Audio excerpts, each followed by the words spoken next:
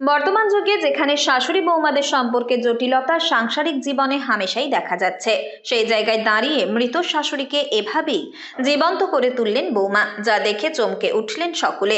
এদিন বিরাটির সুবি ইন্ডিয়ার কারখানায় ঘটল এই অবিশ্বাস্য ঘটনা।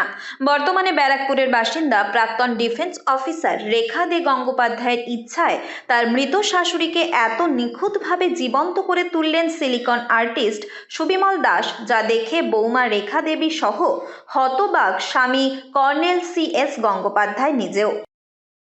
আমাদের মিস্টার সুবিমল দাস এবং ওনার এই সুন্দর শিল্পকলা, যাতে উনি কমপ্লিটভাবে আমার মাকে ফিরিয়ে এনে দিয়েছেন আমাদের এত বছর পরে। মাকে দেখে আমাদের খুবই আমাদের বুক ভরে গেছে। আর এর জন্য সবথেকে বেশি কৃতিত্ব যায় আমার ওয়াইফ রেখা আর বড় মেয়ে তনিষ্ঠা। আমি, আমার বোন এবং আমার ছোট মেয়ে, আমরা তিনজনই সারপ্রাইজ, কেন আমরা জানতামই না এটা কিছু হয়েছে এরকম একটা ব্যাপার। আর আজকে আমরা মাকে ফিরে পেলাম, মনে হচ্ছে মা আমাদের মধ্যেই আছেন, কখনো যাননি ছেড়ে। সেই ওনার ভালোবাসা সারা জীবন উনি সবাইকে দেখে রেখেছিলেন, আগলে রেখেছিলেন, সেটাই যেন মনে হচ্ছে আবার ফিরে পেয়েছে আমার মাকে। মৃত মাকে চোখের সামনে দেখে কেঁদে ফেলেন এই সেনা আধিকারিক, চোখ ভিজল জলে। গঙ্গোপাধ্যায় পরিবারের সঙ্গে কথা বলে জানা যায়, 2015 সালের 14ই জানুয়ারি শাশুড়ির মৃত্যু হয়েছিল এবং তারপর থেকেই স্বামী কর্নেল CS গঙ্গোপাধ্যায় মাকে হারিয়ে মানসিকভাবে অনেকটাই ভেঙে পড়েন। সেই জায়গা থেকে শাশুড়ির সঙ্গেও সুসম্পর্ক থাকায় বৌমা রেখা দেবী নজরে আসে সিলিকন আর্টিস্ট সুবিমল দাসের বিভিন্ন সিলিকনের কাজ। এরপরই মৃত শাশুড়িকে অন্যভাবে ফিরিয়ে আনার পরিকল্পনা মাথায় আসে তার। তবে এই বিষয়ে পরিবারের কাউকেই জানতে দেননি তিনি। আমার মায়ের মতনই ছিল, আর কোনোদিন এটা আমি ফিলও করিনি যে উনি আলাদা মায়ের থেকে।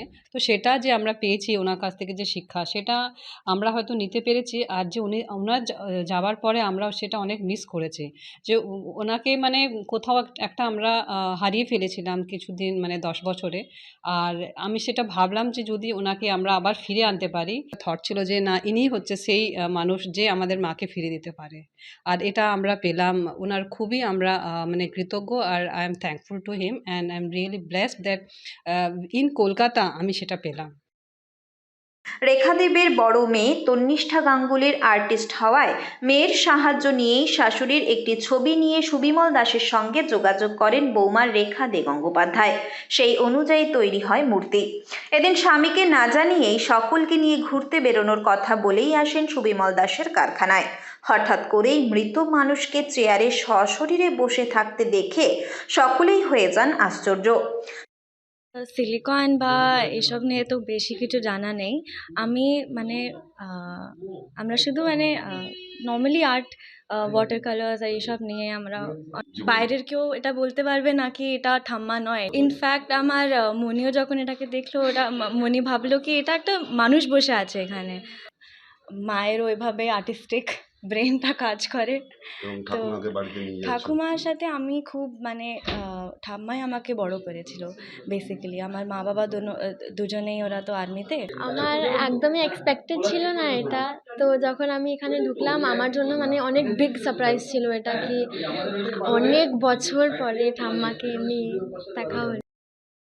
সুবিমল দাসের নিখুঁত হাতের ছোঁয়ায় সিলিকন মডেলে দীর্ঘ প্রায় 10 বছর আগে মৃত শাশুড়ি হয়ে ওঠেন জীবন্ত, যা দেখে চোখের জল ধরে রাখতে পারলেন না ছেলে সহ গঙ্গোপাধ্যায় পরিবারের অনেকেই। এভাবেই যেন বৌমা রেখা দে গঙ্গোপাধ্যায় তার প্রিয় মৃত শাশুড়িকে বাড়িতে ফিরিয়ে নিয়ে গিয়ে সাংসারিক জীবনে বৌমা ও শাশুড়ির সম্পর্কে এক নতুন দৃষ্টান্ত তৈরি করলেন। কাজটা খুব অ্যাপ্রিসিয়েশন পেলাম, তো খুবই লাগে। আর সেকেন্ডলি হচ্ছে সবচেয়ে বড় যেটা আমার কাছে বিস্ময়কর ব্যাপার, সেটা হচ্ছে ওনার যে হাজব্যান্ড চন্দ্রশেখর গাঙ্গুলি, উনি একজন আর্মি অফিসার। তো একজন আর্মি অফিসার কত মৃত্যুকে দেখে দেখে ওই জায়গাটা অ্যাচিভ করেছে। তো সেই জায়গায় ওনার চোখের জল, এটা একটা সত্যি অভাবনীয় বিষয়। তো জলটার জন্য আমি খুশি হচ্ছি না, খুশি হচ্ছে এই কারণে যে উনি যেভাবে অ্যাপ্রিসিয়েট করেছে, হয়তো আগামী দিনে আমরা আরও ভালো কাজ করার জন্য এই রসদটা পেলাম। ওই ইমোশনগুলো দেখতে দেখতে আমরা একটা ইমোশনালস, ওই প্রথম মানসিকতা ওই ইমোশনালি হয়ে যায়, আর সেই অ্যাঙ্গেল থেকে আমরা কাজগুলো করি। সমাজেও যা এক অপূর্ব উদাহরণ হয়ে রইল। গোটা পরিবারের তরফ থেকে বিখ্যাত সিলিকন আর্টিস্ট সুবিমল দাসকে দেওয়া হয় অসংখ্য ধন্যবাদ। উত্তর 24 পরগনা থেকে রুদ্র নারায়ণ রায়ের রিপোর্ট, লোকাল 18 বাংলা।